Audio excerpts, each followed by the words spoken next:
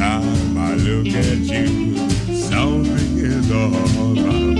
7:02 de esta mañana de miércoles 10 de septiembre. Continuamos en las voces de la mañana de Lancelot Radio y yo les recuerdo que si la batería de su coche les deja tirados, pueden llamar a SOS Baterías y les instalan la batería a domicilio en menos de una hora.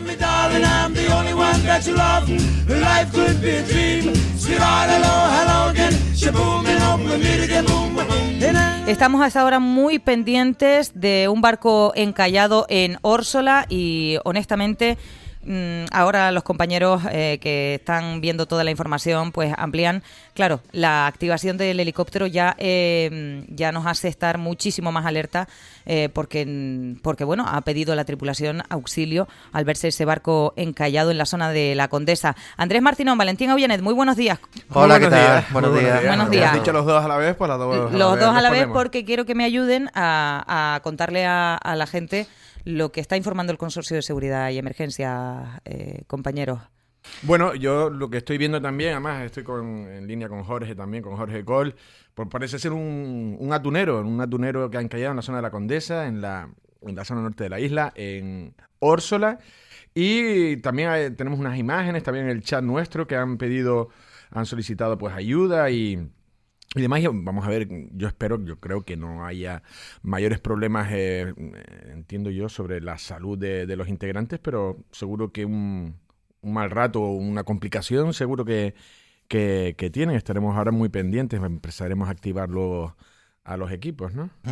Sí, la primera información, la de emergencia de Lanzarote, sobre las 6:20 de esta mañana, y claro, todavía a esta hora a 7:04 es todavía de noche, o sea que eso también complica un poco más la operación de rescate de estas personas, que es lo que nos preocupa ahora, sobre todo. El hecho de que hayan pedido auxilio, pues significa que bueno, que es que no pueden dejar el barco, y ahí es el problema más grave. Pero bueno, ya se ha activado todo el operativo de emergencias, y efectivamente el hecho de que esté pues salvamento marítimo, el helicóptero del GES, el IMER, que es la información que nos pasan desde emergencias Lanzarote, pues esperemos que esto concluya bien y que bueno, que no haya ningún riesgo para la vida de ninguno de estos pescadores, que se trata de un atunero. No sabemos si es un atunero suponemos que un atunero de los pocos que quedan, por cierto, en Lanzarote, y esperemos, digamos, acontecimientos. Pero qué extraño, ¿no? Un barco profesional y más si fuera, sí. fuera de Lanzarote. Déjame añadir, porque Emergencias también habla de que lo que está complicando el acceso al barco es que tiene una altura considerable. Entonces eso está complicando que los bomberos que están ya allí accedan al interior, lo cual a mí hasta cierto punto me tranquiliza, en el sentido de que bueno, están dentro del barco. Y lo que estás diciendo de que es raro, habrá que conocer las causas. Yo no sé si puede tener algo que ver estas mareas vivas que estamos teniendo. No lo sé. De subir y bajar la marea tanto, estoy diciendo una soberana locura. O sea. No lo sé, yo lo que sí creo es que esa zona, la zona esa de las bajas esas de Órsola suele ser habitual, pero suelen ser veleros. Gente que desconoce, sí, a lo mejor. Navegantes, claro. Principalmente a veces incluso extranjeros o peninsulares, que atraviesan o que vienen desde arriba, y que cuando no perciben o pueden percibir la costa más lejana, cuando esa baja pues avanza mucho. Luego cuando queda la marea baja pues se ve mucho, pero cuando está en llena tapa bastante. Por eso digo yo que no se me extraña, y más los profesionales, sí. Y no, si es un atunero de aquí de Lanzarote es todavía más raro, porque sí que controlar la zona. También es posible, se me ocurre, que haya un fallo de motor y el barco haya podido quedar a la deriva, y entonces eso sí que puede ser también la causa, ¿no? Pero vamos a esperar acontecimientos. Pueden ser muchísimas causas, así que pues, desear que estos trabajos se hagan con toda la seguridad para los efectivos de emergencias, por supuesto para la tripulación de todas maneras, del navío. Seguiremos informando a medida que Emergencias nos esté dando datos, ¿no? Totalmente. Vamos, si les parece, también a hablar sobre otros asuntos ya en la isla de Lanzarote. No sé qué está... Bueno, no sé, de repente esto es algo que también, como nos nos dedicamos a esto, pues nos enteramos de todo, ¿no? Pero nos está dejando mucha gente, nos dejaba mucha gente en el verano y bueno, ayer recibíamos esa triste noticia, ¿no?, del fallecimiento de Juan Antonio de la Hoz, histórico miembro de Coalición Canaria en Lanzarote. Desde aquí trasladar el sentido pésame a su familia, allegados, pero entiendo que sí que es una figura que ustedes sí conocen más. Sí, hombre, Juan Antonio de la Hoz fue muy activo, ¿no? Tanto en la concejalía de San Bartolomé, en distintos puestos. Era, yo lo recuerdo como ciertamente intelectual, de una línea muy canarista. Además, recuerdo en un programa que teníamos que era Plano contra Plano, en el que se elegían sus 5 películas. Me acuerdo cuando participó Juan Antonio. Y era muy... Recuerdo que tenía, no sé si una fue Guarapo, otra fue Mambí, ¿no? El Mambí con esas referencias a los canarios que viajaban a Cuba. Era un hombre de consenso, de sosiego, no sé, la verdad que sorprende porque claro, son gente que es verdad que hacía tiempo que no oías nada de él y estas noticias la verdad que te dan un bofetón porque no sé, la verdad que estaba mirando la edad, pero yo no lo sé, yo calculo que será sobre los 60 y Sí, pico, por ahí, más. sí, yo creo que más o menos también era un poco a lo mejor mayor que yo, pero sí que por ahí puede estar. Sí. La verdad es que no ha aparecido su edad. Parece que llevaba un tiempo enfermo, ¿no? Pero no desconozco porque yo, a pesar de que desde que llegué aquí a Lanzarote ya hace ya muchísimos años, ya le conocí por motivos profesionales, pues había dejado de saber de él de hace mucho tiempo y sobre todo desde el momento que él también dejó la vida política activa, ¿no? Porque creo que así lo último que supimos de él fue en torno al 2015, que era cuando era el jefe de la oficina de técnica de educación aquí en Lanzarote, ¿no? Un hombre muy destacado de Coalición Canaria, sin lugar a dudas, en Lanzarote, y que además su trayectoria viene profundamente de la izquierda nacionalista, fundamentalmente. Yo recuerdo que cuando llegué aquí a Lanzarote lo conocí porque en aquellos momentos había una polémica y una disputa por el tema de la yesquera roja, ¿te acuerdas? Y tal, ahí en las nieves y tal, que las obras iban a acabar con este endemismo y tal de la isla de Lanzarote, y bueno, y después un hombre también que muy preocupado por el tema del medio ambiente, un antimilitarista también muy activo, y bueno, y que después desde el punto de vista político pues desempeñó cargos importantes tanto en el Ayuntamiento de San Bartolomé como en el propio Cabildo, siendo consejero de Patrimonio histórico, de la Reserva de la Biosfera incluso, y que siempre es un hombre muy asequible a los medios de comunicación. Yo creo que era al margen digamos de su currículum político, era una buena persona, un hombre íntegro. Y bueno, y yo lo lamento mucho y de aquí mi más sentido pésame a la familia y a los amigos, ¿no? Que serían muchos. Pues de una noticia triste vamos a una muy mala. Y lo trataban ayer en el informativo. Mira, te iba a llamar Jorge Javier. Andrés. Jorge Javier. Jorge, que por cierto, el otro día no es por menos, no, si me dicen algo, el otro día me hablaron muy bien de ti. Me dijeron que les encantaba escucharte aquí en el programa. No te voy a decir quién, porque se dice el pecado, pero no el pecado. Me alegro que así sea. Pero que Andrés, contigo a donde, es un puntal. A donde sea. Gracias. Para subirte un poco. Lo agradezco. Un halago siempre gusta, hombre. Bueno, que yo sé que hay mucha gente que luego me lo expresan también con Valentín. Miren, les voy a actualizar lo que está diciendo Emergencias. El Consorcio de Seguridad de Emergencias nos informan de que ya han sido rescatados de ese atunero 5 tripulantes de origen marroquí. Es lo que nos pone esta información. Se encuentran fuera del barco, todavía no están en zona segura, sino en zona de rocas. Permanecerán ahí hasta que amanezca y los bomberos puedan dirigirlos, porque es que todavía es de noche. Es que están llevando a cabo ese rescate de noche. Entiendo que con la confusión que comporta cualquier emergencia, además que de noche. Entonces, bueno, esa es la... No, pero es curioso porque esto ya es un dato, que es marroquí una embarcación, y si sigue la última tendencia en la de que han podido coger embarcaciones, estamos hablando por supuestamente de una hipótesis, a bote pronto, ¿no? Ya van 2 casos, ¿no? En los que han cogido barcos y los han traído, ¿no? Como se dice ahora, como pateras de lujo ya con embarcaciones más grandes y luego piden un asilo político tal y luego un juez los acaba dejando. Hace poco el pesquero que sí. llegó, ¿no? Sí. Aquí a Arrecife y sus tripulantes. Sí, que puede ser el mismo. Ahora eso sí puede ser, porque puede un ser el atunero mismo que- lanzaroteño nos extrañaba. Sí, sobre todo que hace un atunero marroquí, ¿no? Aquí en aguas de Lanzarote, no lo entiendo. No sé si eso está legalmente permitido o qué. Yo creo que no, en cualquier caso, pero vamos, no lo sé, no me quiero anticipar. Y entonces, si es así, efectivamente no tendría por qué estar faenando en aguas cercanas a las islas, pues puede ser esa posibilidad, ¿no? Lo mismo que pasó con el anterior barco pesquero, que además fue un barco que después el armador denunció que él había sido, pues eso, robado, y su intención no era otra que trasladar a migrantes a las islas y después pedir eso, el asilo. Veremos lo que pasa con esto. Lo que no se dice tampoco en la información que pasa emergencia es si los 5 rescatados son los únicos que hay, si hay más tripulación. ¿No? Hay que esperar.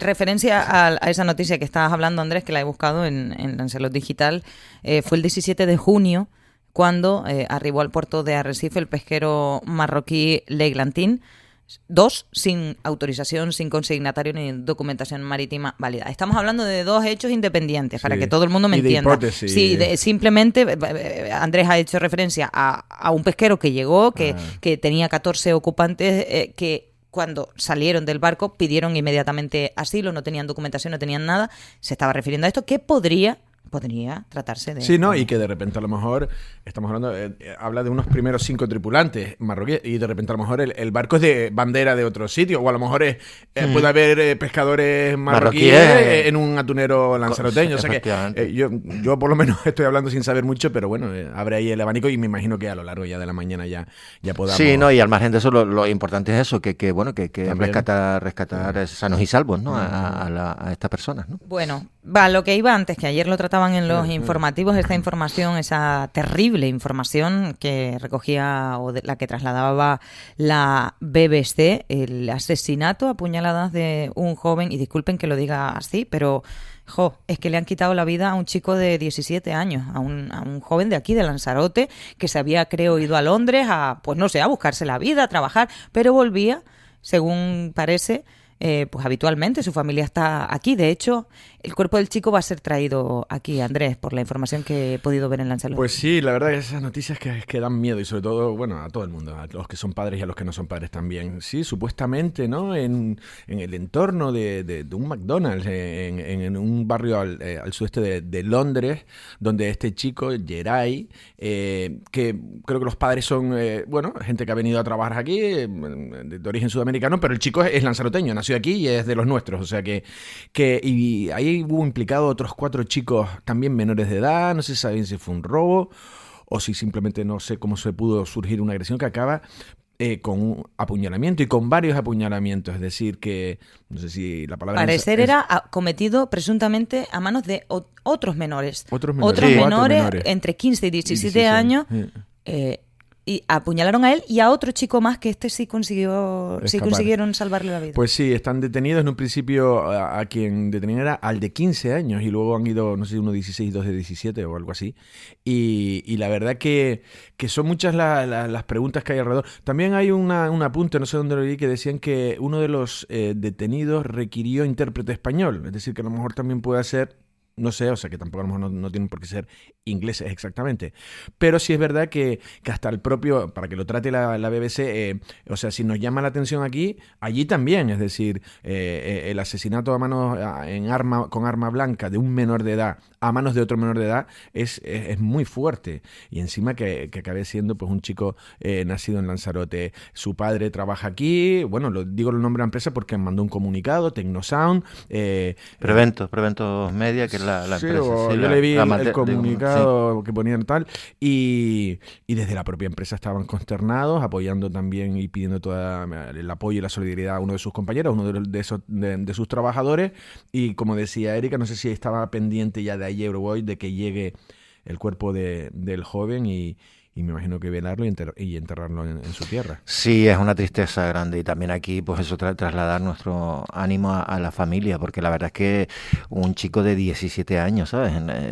No sé, en la flor de la vida, viviendo en Londres para labrarse un futuro. Además era, al parecer, por el comunicado que dices de Tecnosound, de Prevento, pues era muy querido, ¿no? En el entorno de la familia trabajadora de esta empresa de Lanzarote, en la que él, además, por lo visto, en los veranos también aprovechaba para, pues si había eventos musicales para colaborar y ganarse unas perrillas. Creo que también su padre es el que forma parte del grupo de trabajadores de esta empresa de Preventos Media, y la verdad es que es una auténtica tristeza. Y parece que la primera hipótesis, no tenemos tampoco muchos datos, pero la primera hipótesis es que era para un atraco, ¿no? Era para robarle a un niño de 17 años, que además supongo que el otro herido sería un compañero, un amigo con el que estaba, pero también estoy hablando también en el campo de la hipótesis, el que está herido y afortunadamente todavía puede contarlo, y que te atraquen a la salida de un McDonald's a un niño de 17 años me parece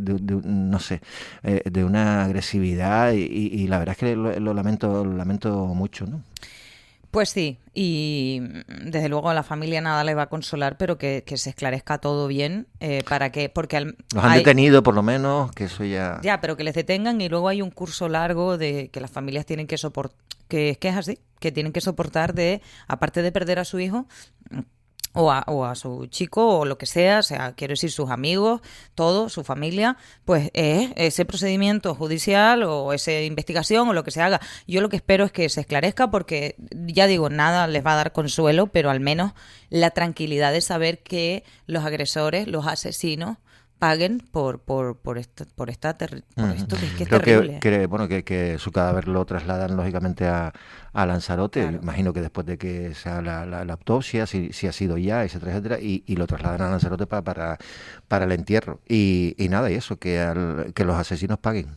No, y aquí también se pone sobre la mesa también la utilización de arma blanca por jóvenes, cada vez más jóvenes. Bueno, en este caso es Londres, pero lo recordaba ayer Pedro Martín en el Café de Periodistas, el lanzaroteño que en una reyerta, en una pelea en los carnavales de Tenerife, fallecía también por arma blanca. Las imágenes de las últimas peleas en un bar, donde se ve donde rompe una botella y ya aparece, en la cámara de seguridad. Esta violencia, ¿no? Sí, sangrando. Es decir, que antes, como decías tú, dices, antes te podías llevar alguna piña o dabas o lo que fuera, ¿no? Eran unas peleas, ¿vale?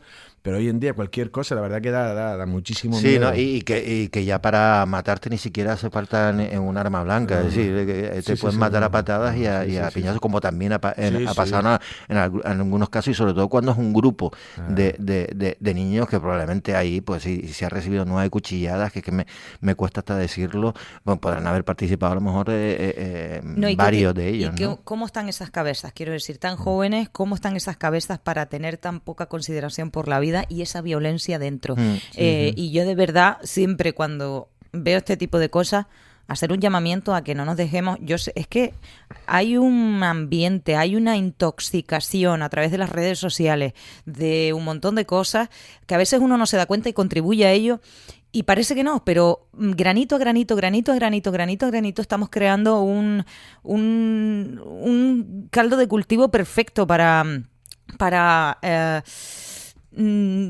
cosas para este tipo de cosas, para comportamientos violentos, para conductas agresivas, y yo de verdad que no nos dejemos contagiar por eso. O sea, si hay algún mensaje que trasladar, es lo que decías, Andrés. Yo conozco a gente que en su momento tenían un problema, yo creo que no se daba en un bofetón y acababan tomándose las copas juntos. O sea, te quiero decir, era otro concepto totalmente distinto de podemos tener una riña, una disputa, pero nunca llegar a este tipo de cosas. Por cierto, cambiando de asunto, y no tanto, hoy es el Día Internacional para la Prevención del Suicidio. Hablamos mucho, siempre que yo puedo lo digo, y hablamos mucho aquí de salud mental, una salud mental que está afectando especialmente a los jóvenes. Y aquí hilo un poco con lo que venía comentando. Por cierto, que hoy se inaugura, creo, el ciclo de videopodcast del Parlamento de Canarias. Lo va a moderar Astrid Pérez como presidenta del Parlamento de Canarias, pero va a invitar a numerosos expertos en esta materia que yo creo que puede ser muy interesante para las familias, para el profesorado, para conocer qué herramientas tenemos de prevención, que este video podcast se inaugura creo que hoy por la mañana, pero esta tarde Lancelos Televisión lo va a retransmitir. Creo que es muy interesante conocer cuáles son los avances, porque además el enfoque va a estar muy, muy centrado en niños, niñas y jóvenes, que son, digamos, la población que está sufriendo, porque a lo mejor un adulto, no sé ustedes lo que piensan, pero a lo mejor un adulto tiene unas herramientas diferentes. Somos de otra época, venimos de otras, pero quizá esa población joven se ha criado con otras reglas del juego y les están viniendo grandes y están sufriendo el impacto mayoritario de patologías relacionadas con la salud mental. Sí, evidentemente, yo creo que influye mucho la generación, los cambios generacionales, ¿no? Es decir, efectivamente, antes pues incluso se decía desde el punto de vista de la corrección periodística, de no dar los datos de las personas que yo nunca lo entendí, porque yo creo que en este caso lo que hay que hacer es visibilizar que hay un problema grave, trabajar mucho efectivamente en la prevención.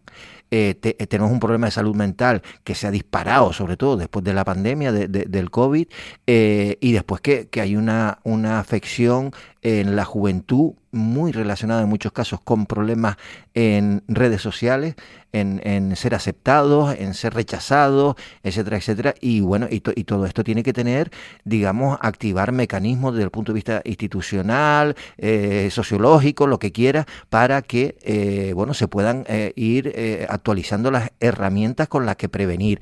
Dar a conocer este tipo de cuestiones me parece absolutamente fundamental, sobre todo porque hay que decirle a la gente que pueda tener ideas suicidas que hay mucha gente otra que las puede tener y que no se suicida. ¿Por qué? Porque tiene unas herramientas, porque hay gente que le puede comprender, que le puede ayudar y que puede evitar que tome una decisión que es drástica y que no tiene marcha atrás, ¿no?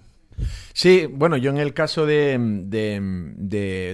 recuerdo, Marta Señal fue como una especie de presidenta de un colectivo para tener la prevención de suicidio. Su hijo perdió a su hijo en un suicidio. Y yo recuerdo que ella lo primero que decía dice, hay que empezar a nombrar las cosas y decir que... El caso de Verónica Forqué fue un poco donde ya se empezó esa tendencia a decir, no, hay que decir que se quitó la vida, pues los problemas que podría tener la cabeza de cada uno.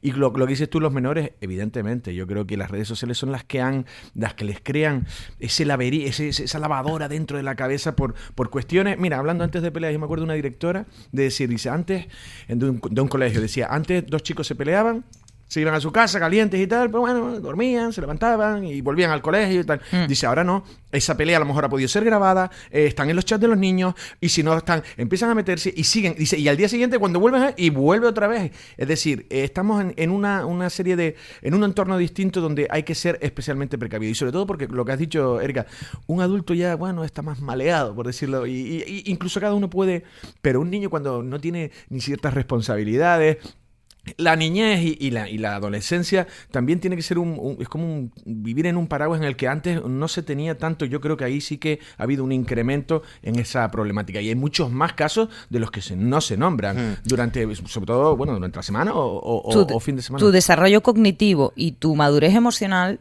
evidentemente no es igual que la de un adulto, y yo de verdad sí que creo que es que nosotros disponemos de otras herramientas.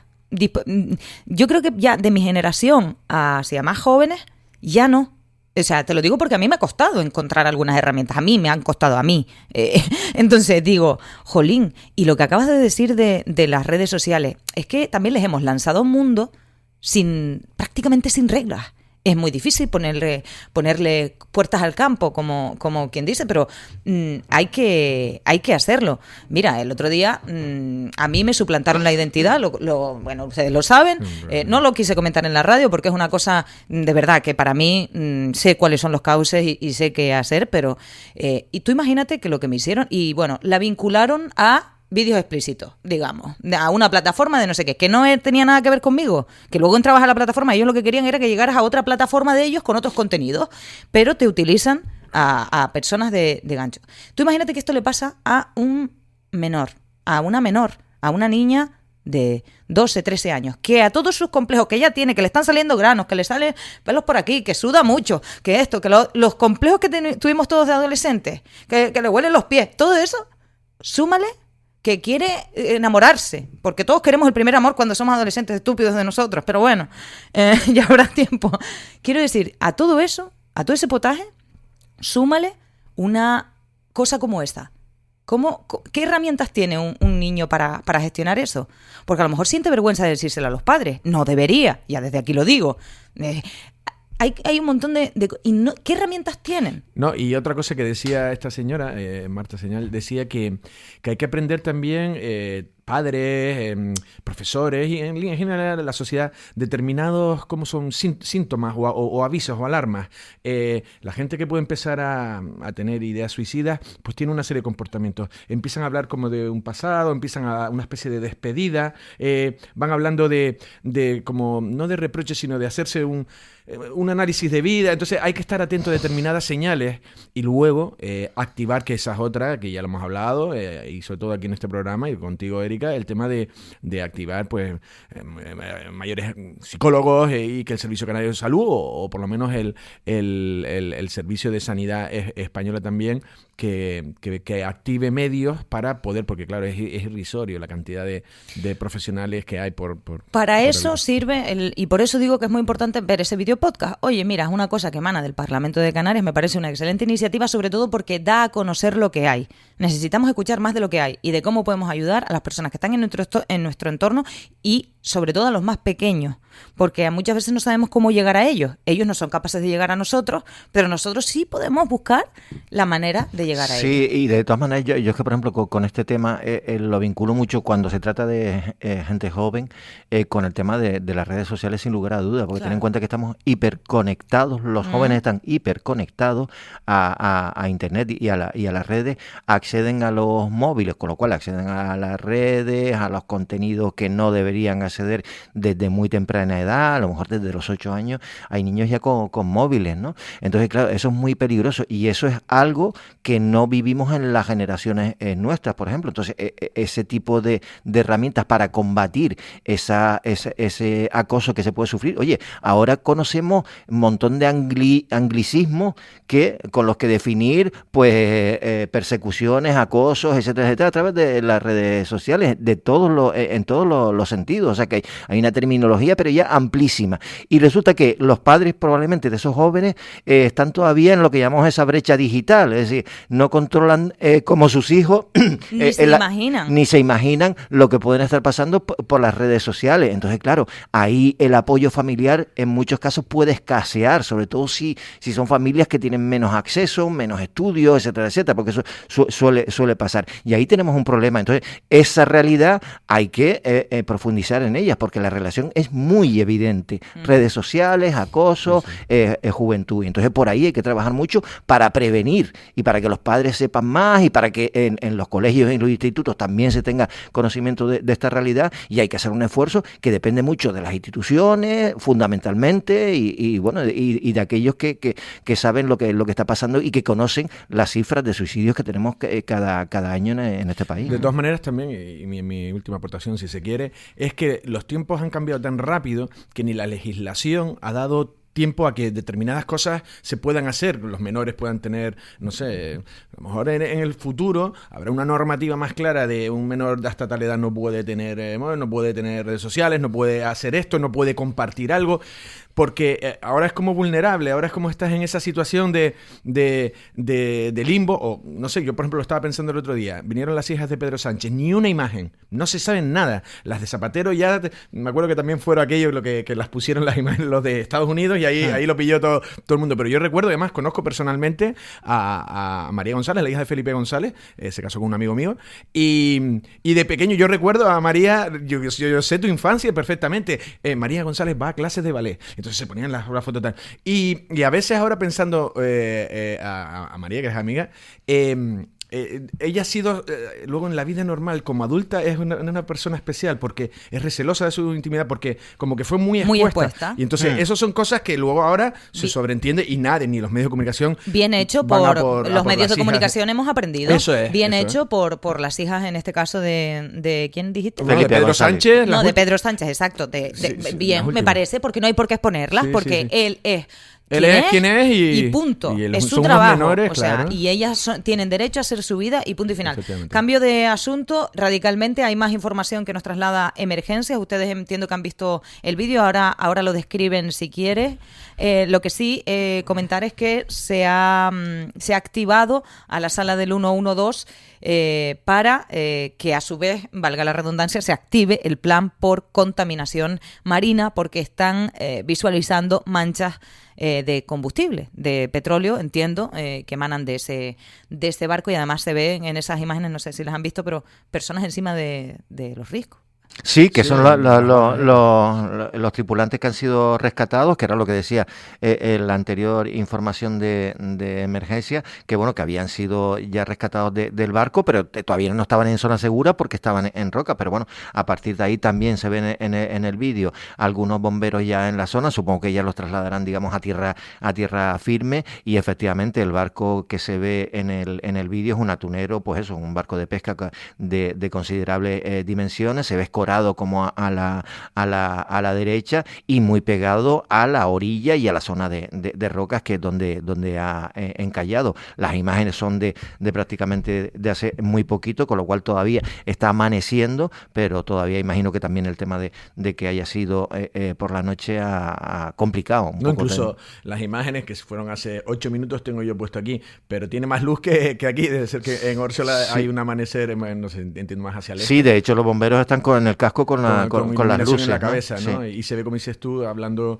en un grupito que debe ser algunos de los integrantes y con miembros del cuerpo de seguridad y de emergencias, ¿no? O sea que, bueno, pues eso, claro, lógicamente cuando han caído a lo mejor pues en las partes bajas o lo que sea, haya podido dar con algo de combustible, algo y verter ahí. Sí, sí, que es importante decírselo a la gente, no creo que tal, pero como hay gente muy mañanera que se va a echar un chapuzón, yo no sé si esa zona es zona de baño o no, mejor no, porque han activado ese plan hasta comprobar que todo está seguro en esa zona, que es la Condesa, si no me equivoco. Sí, oye, y agradecer que a Emergencias de Lanzarote que nos esté dando información, digamos, prácticamente al minuto, porque nos permite sobre todo también comunicarla aquí a través de Lanzarote Radio, ¿no? Pues sí, y a la gente. Hoy se inaugura, esta tarde a las 5:30, si yo no me equivoco, la 36ª Feria de Artesanía de Lanzarote, en Mancha Blanca, en el marco, ustedes saben, de las Fiestas de los Dolores. No les he preguntado absolutamente nada por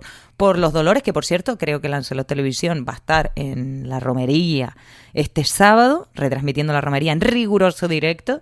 Estoy contenta porque a mí me han dicho que yo voy a estar, entonces y vas a ir de romeras, se supone, ¿no? No, es obligatorio, te ves Jesús Machín. No, porque estoy dentro de la unidad móvil. Pero tienes que llegar al entorno de la ermita, estamos en la unidad Yo móvil. Llego al entorno antes de que la gente se dé cuenta de que estoy por allí. Quiero decir, no sé si han echado un vistazo al programa, ¿lo han visto? ¿Qué les parece? Si tienen algún comentario referente Bueno, la novedad es en la feria, estamos hablando de la feria, ¿no? Sí. Sí, en la feria es lo de los artesanos estadounidenses de Texas, ¿no? Con este intercambio cultural comercial, y la verdad que tengo curiosidad. Yo me imagino que me acercaré también un poco por allí, también a los compañeros que estén por allí también a pie de pista o de calle, en la ermita, pues también a ver si pueden coger alguna valoración. Recuerdo que también en una de las últimas romerías acudía el presidente de los descendientes norteamericanos de lanzaroteños en San Antonio, Freddy Bustillo, y se acercaba él con su bandera tejana, iba pasando por ahí, además yo creo que iba vestido de típico, y la verdad que es curioso. Pero bueno, una feria que funciona muy bien, decir que siempre además los artesanos ahí van y venden, porque es un gran escaparate, y es un buen motivo para subir, para vivir el ambiente de la festividad de nuestra patrona, y la verdad que sí, son días bonitos, y sobre todo, bueno, el sábado voy yo seguro también, estoy también a ver si nos vamos a pelear, vamos a ver si nos vamos a o pelear. O sea que tú si vas de romero porque vas a estar fuera, también estás dentro. No, yo estoy dentro, pero yo voy de romero de aquella manera, es decir, pero sí intentando con una camisa determinada, con un pañuelo, con un fajín, con un pantalón determinado, no es excesivamente... Con el cachorro tienes que estar cachorro, también. Sí. Mira, ¿Sabes lo que te digo? Que a lo mejor me he visto. Es que Y tiene luego que- lo que hago es que me quedo en la fiesta. Claro, pero lo Hombre, que pasa es que la claro. fiesta de allí luego es complicado volver. A mí que me traigan para abajo. Ya. Claro que sí, hombre, que estamos en Lanzarote, que eso lo podemos hacer. Óigame, antes de irme a otros asuntos, porque ahora vamos a llamar a un señor. protagonista para hablar de vivienda, además de vivienda. Antes de eso, vámonos un poco al plano nacional, porque están pasando un montón de cosas. Ayer se confirmaba la apertura de juicio oral, si yo no me equivoco, contra el fiscal general del Estado. Numerosos medios. Bueno, él descarta dimitir, el gobierno reitera su apoyo, también ha dicho que respeta pues esa decisión, pero que también respaldan al fiscal general. Hablan de indicios, de que no hay pruebas fehacientes que se hayan encontrado durante la instrucción de este caso, y por eso es que Álvaro García Ortiz decide mantenerse. Todo esto es como el caldo de cultivo para hoy llevar una norma que probablemente, al Congreso, una norma que probablemente, o sea, si todo sale como está previsto, a no ser que nos sorprendan, ya me gustaría a mí que nos sorprendieran, pero a no ser que nos sorprendan, Junts ya ha dicho que no va a apoyar el tema de la reducción de la jornada laboral, que es una de las medidas estrella del gobierno. Quiero decir, son momentos importantes en los que el gobierno también ha dado un golpe de efecto, si se me permite, con la declaración institucional del lunes de Pedro Sánchez referente a las medidas contra Israel, porque tras tanto tiempo de este conflicto, quiero decir, se están moviendo muchas piezas, pero al final no sé si se va a quedar en humo o realmente algo de todo esto se va a materializar. No sé, vayan por donde ustedes quieran, Valentín. Bueno, son varias cosas, ¿no? Son varias cuestiones, ¿no? Sobre el fiscal general del Estado, a ver, se está diciendo que no hay pruebas. Lo que hay unos indicios evidentes, ¿no? Hay unas conversaciones de García Ortiz con la fiscal de Madrid, en las que se habla de que si ya lo tienes, y etcétera, etcétera. Es decir, no sé, si me piden mi opinión personal, yo creo que tenía que haber dimitido ya, entre otras cosas, porque creo que hay indicios bastante evidentes de que había, incluso diría yo, una intencionalidad y unas directrices políticas para que se actuara de esta forma. Es decir, para contrarrestar lo que inicialmente fue un bulo por parte de Miguel Ángel Rodríguez, que es el jefe de gabinete de la señora Ayuso, la presidenta de la Comunidad de Madrid, de decir que había sido la Fiscalía quien le había propuesto un trato al novio de Ayuso en relación con esa deuda que tiene con el fisco para regularizarla, y en realidad era al revés. Y eso es así, eso es un hecho constatado, era al revés. Pero para quedar bien el gobierno, para desbaratar esa tesis falsa que había lanzado Omar y que defendía la señora Ayuso, pues lo que hacen es dar datos que son secretos a la opinión pública a través de, filtrar a los medios de comunicación que efectivamente la petición para llegar a un acuerdo por esa deuda del fisco había partido del propio novio de Ayuso y en este caso de su representante legal, de su abogado. Y eso es un delito de revelación de secretos que no se puede hacer. Y si parte de una directriz política que llega a un fiscal general del Estado, que el fiscal general del Estado lo permite, pues eso tiene unas consecuencias y tiene que dimitir sí o sí. Y entonces yo creo que esto no tiene más vuelta de hoja. Veremos lo que pasa en el tribunal cuando se siente en el banquillo, pero en mi opinión es que tenía que haber ya dimitido, entre otras cosas, porque después también es absolutamente injustificable, por mucho que se diga, que el señor fiscal general del Estado coge y borra todos los mensajes de su mujer previamente, o sea, después de que salta el escándalo, coge y lo borra todo. No, es que tenemos una información muy comprometida y esto lo hago habitualmente. Oiga, pues no, en este momento eso es un indicio evidente de que usted está ocultando pruebas. No, yo es que estaba pensando, digo, bueno, si no lo recuerda Valentín, lo digo yo, lo de todo lo que borró con unos sistemas de mensajería de estos de encriptados, que son más complicados. Es decir, si es que esto parece, es lo que es. O sea, es un fiscal general con 150.000 euros de fianza, que a su vez está recibiendo al rey. O sea, es una cosa, para mí, absurda. Lo de este país es absurdo y demás. Ayer veía Televisión Española en su canal 24 horas, unos programas de la noche y demás, en los que llaman y es la televisión pública, a Martín Pallín, a unos determinados jueces ya eméritos y jubilados, que empiezan a dar una doctrina, pero injustificable, pero que si tú lo escuchas, parece que están haciendo pero una cosa, cuando en verdad todo lo de la política de fango, toda la política de fango que se queja Pedro Sánchez, claro, es que le ha llegado ya a su entorno más cercano, le ha llegado a todo, ya sea personal como de partido. Pero surgen de estas cosas, surgen de cuando utiliza mecanismos de poder del Estado para llegar a temas directamente políticos, porque como tú estás diciendo, hay que ponerse en situación. Yo creo que en ese momento también es como cuando él convoca las elecciones, es cuando Ayuso ya gana en Madrid potentemente y ya empieza a ver, dice, uy, o convoco elecciones ya, o esto se me va de madre. Él ya sabía que iba a perder, pero ya podía atar el puzzle, hacer el puzzle que luego ha sido este gobierno que tenemos, que no gobierna, porque todo lo que pretende sacar. Segunda cuestión que también está diciendo Erika, el tema de Junts. Junts está poniéndose como la derecha de la derecha, o sea, Vox al lado de Junts es Greenpeace, porque si te fijas, sí, las cuestiones de, por ejemplo, de derecha, ¿sabes? De decir, no, porque mi empresariado, por la pyme y tal, al final es algo de cuestión social, de mucho más envergadura y que, no sé, Junts vende ante su electorado que, pues no sé, que posiciona a lo mejor, no sé si la clase trabajadora no le importa tanto y a lo mejor más un poco a sus empresarios o pymes o lo que sea, que aquí también todo habrá que valorarlo, porque es verdad que qué incidencia puede tener en la economía esta reducción de la jornada laboral, es otra cuestión, pero bueno, y entonces Sánchez ante ese tipo de cosas crea un gobierno con Junts, pero luego los de Podemos y Sumar le darán otras y así continuamente, y llega a esta situación, como lo he dicho mil veces, como el caso Mascarilla o todo el Santo Cerdán, viene por cuando el PP, como réplica a buscar todo lo de la hermana de Ayuso, del hermano de Ayuso con el tema de las contrataciones de mascarillas y demás,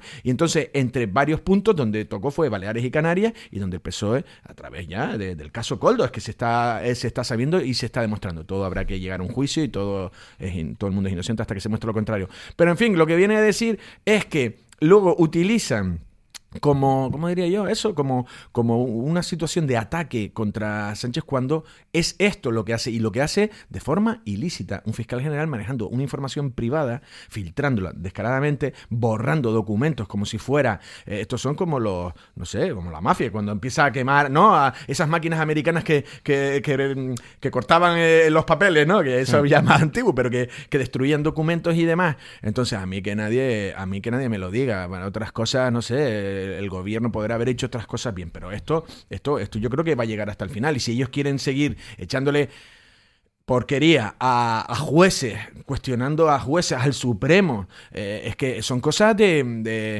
hablamos de Venezuela y otras cosas, pero yo no sé si el siguiente nivel, si tú ya es ir bloqueando, ir limitándolos, y además, si se fijan, hay determinadas iniciativas legislativas a veces de Sánchez y de su gobierno, es de ir al control, ¿no? A ir cada vez más al control, y eso tiene cierto peligro. Yo no sé, que cada cual haga su interpretación.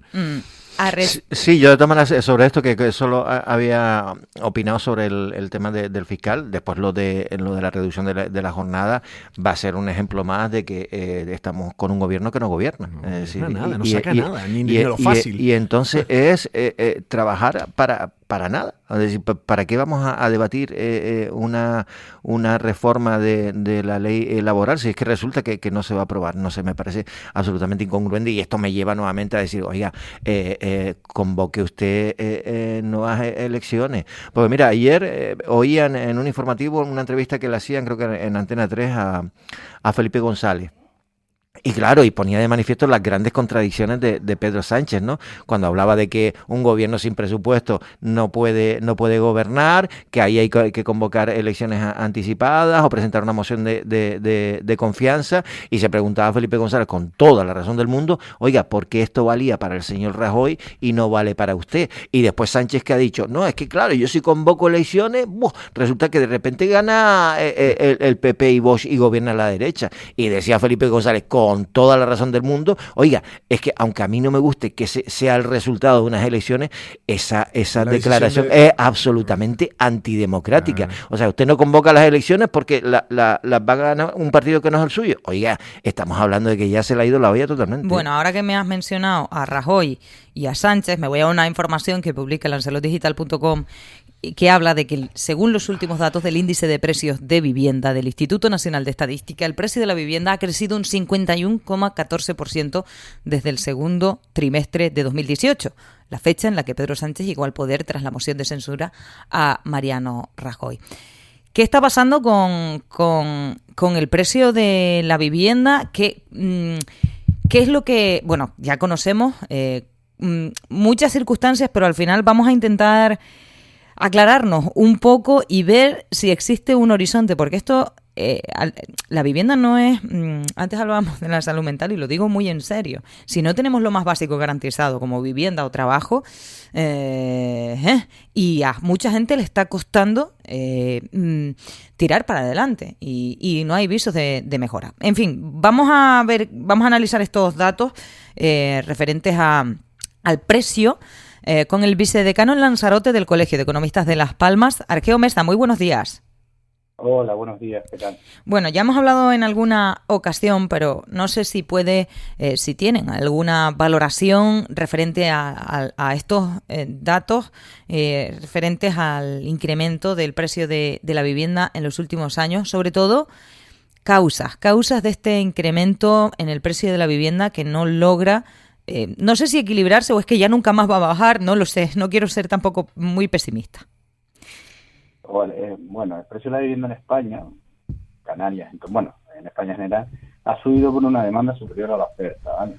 Hay ciertos factores que afectan a la demanda y ciertos que afectan a la oferta. En la demanda que tenemos, ha habido un crecimiento de la población desde 2018 en España de casi unos 3 millones de habitantes. Lanzarote ha conseguido unos 4.500 más, unos 12.000 habitantes más que 2018. ¿Qué supone esto? Creación de nuevos hogares.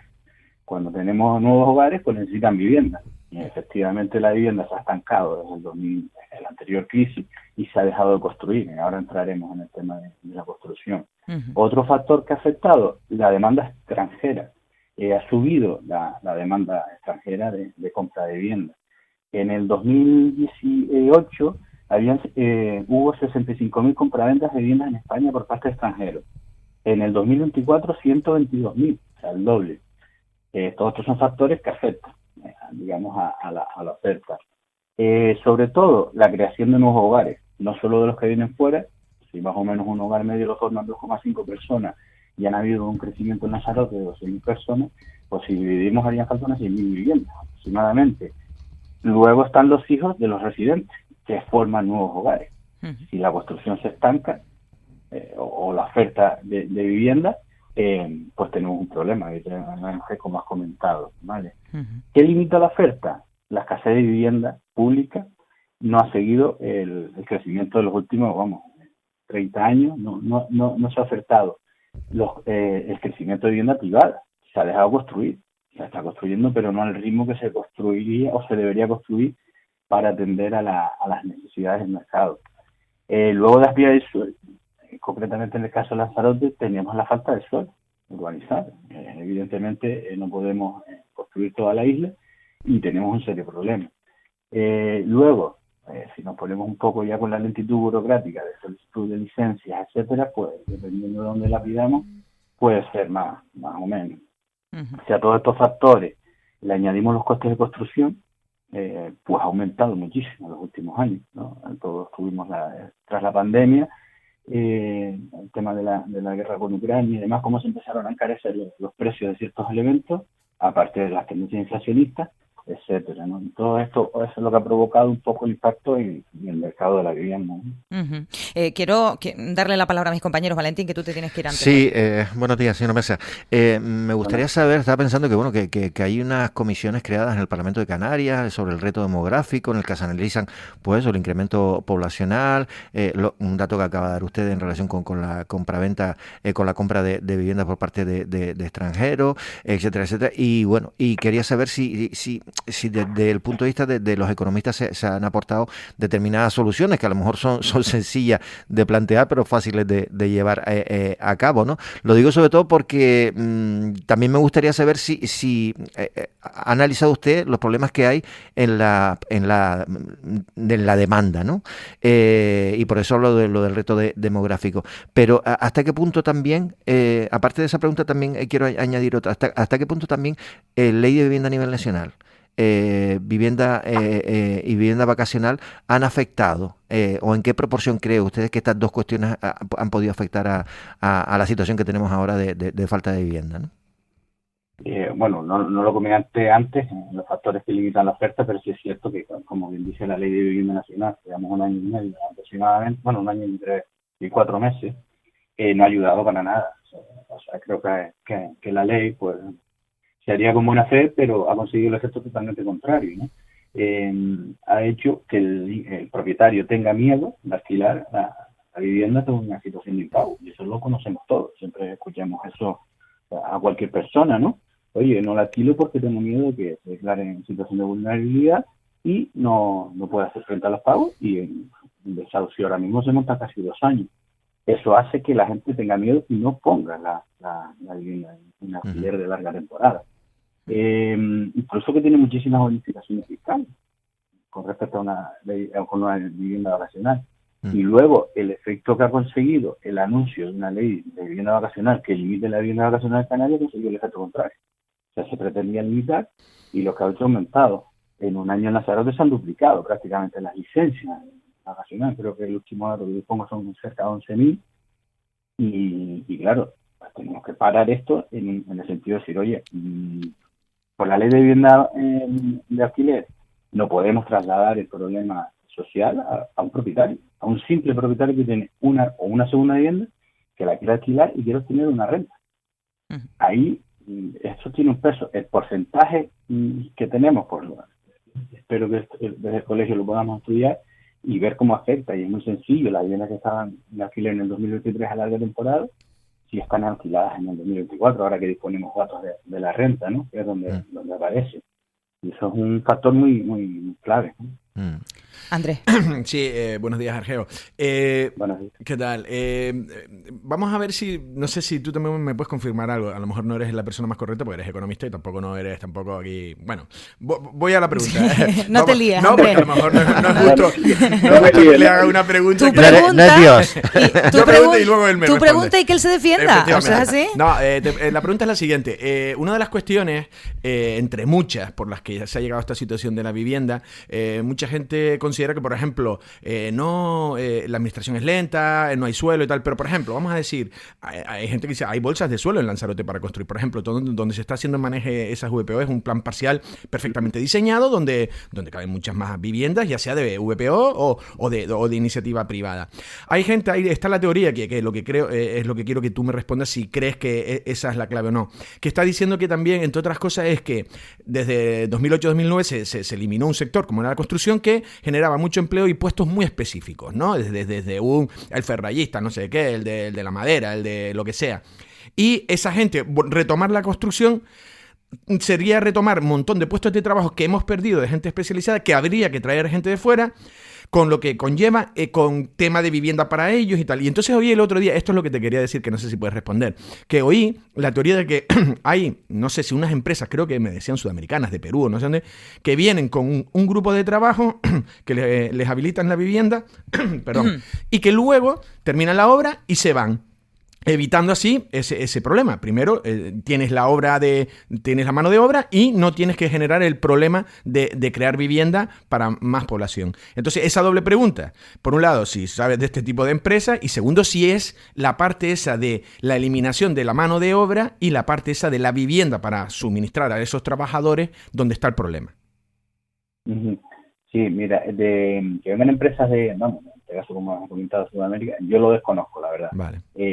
No sé si vienen, hacen la obra, pero sí es cierto que el despacho mío, clientes de la construcción, tienen problemas para construir, y sé que no se meten en inversiones porque, como efectivamente has comentado, después de la crisis del 2008, muchos puestos de trabajo se destruyeron, mucha gente cambió su profesión, muchos se fueron, y entonces sí es cierto que conseguir albañiles, ferrallistas, todo lo que se ha generado en una obra es muy complicado. Entonces hay gente que no se mete. El suelo evidentemente hay. Lo de las trabas burocráticas me puse un poco por añadirle un gramito más, ¿no? Claro. a la historia. Pero sí es cierto que hay obras, pero no, yo también creo que eso influye, ¿no? El conseguir personal. Claro, si traes personal de fuera, le tienes que ofrecer la casa, que no viene. Es una pescadilla Que se muerde la cola. que se muerde la cola. Igual que cuando hacen un hotel grande, por ejemplo, el último de Playa Blanca, tuvieron que destinar una parte buena del hotel a su propio personal, no conseguían vivienda. Claro. Es un poco claro. Al aumentar la población, yo siempre, por poner un ejemplo básico, siempre digo lo mismo. En Lanzarote, si produjera todo lo que comeríamos, viviríamos, ¿no? Pero del momento que queramos expandirnos, pues si fabricáramos X productos, claro, yo necesito aumentar la producción. ¿Cómo necesito aumentar la producción? Trayendo gente de fuera. Si yo traigo gente de fuera, necesitan una casa para vivir, y entonces empieza un poco la rueda, ¿no? Para que entiendan los oyentes, ¿no? Ya, hablando de una economía muy simple, muy pequeña. Entonces ese ha sido un problema que se ha comido el mismo, ¿no? La vivienda aquí está limitadísima, todos lo sabemos, ¿no? Perdón que le interrumpa. Yo sí me gustaría conocer, conocer dentro de la medida. Hacer predicciones aquí es un poco arriesgado, pero bueno, también lo comentaba el otro día la consejera de Turismo del Gobierno de Canarias, Jessica de León, en estos micrófonos. Ella nos hablaba de que el tanto por ciento de vivienda retirada a causa de la ley estatal de vivienda no iba a volver inmediatamente al mercado. Yo de lo que quiero hablar es de términos económicos, vamos a ver, porque claro, usted me habló de la escalada de precios, que es inflación, que es Ucrania, que es y tal, y yo diría que nunca volvimos a unos precios similares a como estábamos antes. Y mucho me temo que con la vivienda va a pasar igual. No sé qué es lo que tiene que ocurrir y no sé si ya, o sea, tan mal estamos, tan desfasados estamos respecto a la construcción de vivienda pública o a la construcción de vivienda en general para residir, que no sé cuánto ¿cómo nos ponemos al día? No sé si me estoy explicando lo que quiero decir, porque me estoy explicando fatal. No, sí, yo la entendí perfectamente. A ver, volver a antes, ahora mismo me lo veo un poco complicado. Por un lado, lo de la ley de vivienda que comentan las consejeras, yo lo veo igual. Que ahora vuelva la gente, primero tendrían que quitar la ley o apoyar al propietario, ¿no? Al pequeño propietario. Eso no va a pasar inmediatamente. Eso está claro. Y que vuelvan, yo creo que muchos, si es cierto, y es una opinión personal, que se han pasado de vivienda vacacional volverán, porque el tema fiscal es distinto, el tratamiento fiscal es distinto, lleva una serie de trabajos que no lleva de larga duración, pero eso va a tardar en venir. En cuanto al precio de la vivienda, pues desgraciadamente yo creo que no va a bajar ni a corto ni a largo. En el 2008, cuando tocó fondo, o anterior al 2008 la burbuja inmobiliaria, que todos decíamos que los precios arriba eran muy baratos, cayeron. En el 2010 estaba muy barata relativamente con el 2006 las obras nuevas. Ahora está más caro, y yo el primero dije, este precio nunca va a volver a pasar. Pues mire, está pasando y más. O sea, lo que costaba en esa época, en plena crisis anterior a la crisis 100, hoy vale muchísimo más. Claro. Entonces, solución inmediata, pues no la veo, y la bola de cristal no me ha llegado. Desde Amazon. Rápidamente. Argeo, esta sí es una pregunta de economistas, porque estamos hablando de inflación y también vamos a hacer un poco de pedagogía, porque hay teorías económicas, o ahora tú si no me lo niegas, ¿no? Que cuando la gente dice tiene que haber un poco de inflación, en el sentido de que hay un alza de precios, en el sentido de que hay una economía activa y que hay demanda y demás. ¿En qué niveles estamos de inflación, ¿no? El porcentaje, ¿no? Sobre, ¿no? Entiendo yo, sobre el IPC o los valores que ahora tú comentes, en cuál estamos y cuál debería ser la correcta, y cómo se corrige una inflación, porque el otro día leía o veía, no sé si por ejemplo Milei ahora está haciendo como una especie del milagro, con todas las críticas que tiene en Argentina, y que ha reducido lo que hacía tiempo no conseguía, esos niveles de inflación exageradísimos que siempre ha habido en Sudamérica, sobre todo en Argentina. Argentina. Un poco eso. ¿Qué niveles de inflación debe ser lo correcto? ¿A cuánto estamos? ¿Y qué se puede hacer un poco como por teoría económica para controlar los niveles de inflación? A ver, sí es cierto que cualquier economía tiene que tener un porcentaje de inflación, eso al alza, como decimos. ¿Por qué? Porque se incentiva el consumo. Se incentiva el consumo en el sentido de que yo lo que sé que me va a costar, por un ejemplo, ¿no? Dentro de 3 meses más caro lo compro hoy. Básico, ¿no? Si fuera al revés, pues no consumiría, ¿no? Es una cosa, sobre todo no me refiero a los bienes de primera necesidad. Ahora mismo están en 2,7 interanual, ¿vale? La inflación, el problema es que siempre se mira al año, ¿no? O el último mes, es lo que nos venden todo por la tele, ¿no? Oye, ha subido, la inflación la ha conseguido frenar a 2,7, como tú dices, el caso de Argentina. Sí. Milei dijiste, sí, Argentina. Sí, Milei Argentina, sí.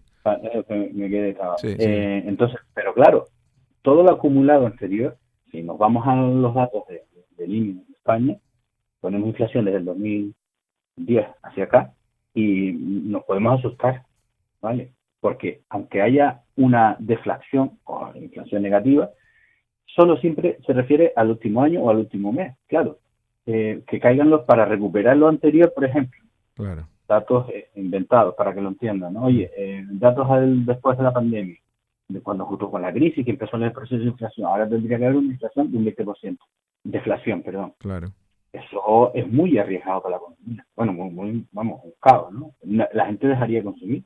Si yo sé que el coche me va a costar el próximo mes un 20% menos, pues imagínate, ¿no? Y claro, el siguiente mes es lo mismo, así. Porque es un porcentaje de variación. Demoras la compra, por decirlo, demoras la compra. Sí.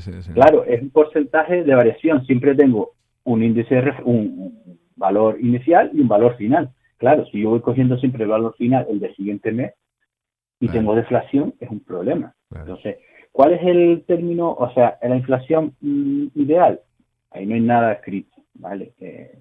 No me atrevo a decir ningún dato, pero sí es positivo. ¿Vale? Un poco ¿para qué? Para que se incentive la economía. Vale. Claro que te resolvió la duda, ¿no, Andrés? Sí, pues con eso nos vamos a quedar, con esa duda resuelta. Andrés podrá dormir muchísimo mejor hoy. Arqueo Mesta, vicedecano en Lanzarote del Colegio de Economistas de Las Palmas. Muchas gracias, buen día. De nada, buen día, hasta luego. Bueno, Andrés. Pero lo explicó bien, claro. Es verdad lo que dices tú.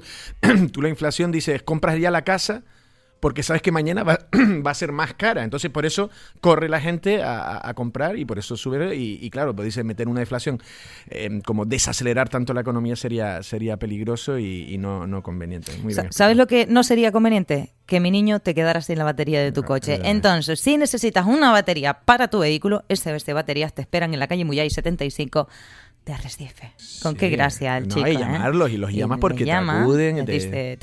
Te acuden en menos de una hora a tu casa y te instalan la... Gracias por echarme un cable, Andrés. Sí. Andrés Martínón, gracias. Gracias a ti.